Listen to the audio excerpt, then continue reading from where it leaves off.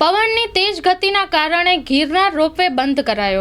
ગિરનાર ઉપર પવનની ગતિ 70 કિલોમીટરથી વધે ત્યારે રોપવે બંધ કરાય છે. સવારથી રોપવે બંધ હોવાના કારણે યાત્રિકોની મુશ્કેલી વધી. એડવાન્સ બુકિંગ લેનાર યાત્રિકોને રાહ જોવા માટે અપીલ કરવામાં આવી હતી. પવનની ગતિ ઘટે પછી રોપવે શરૂ કરાશે.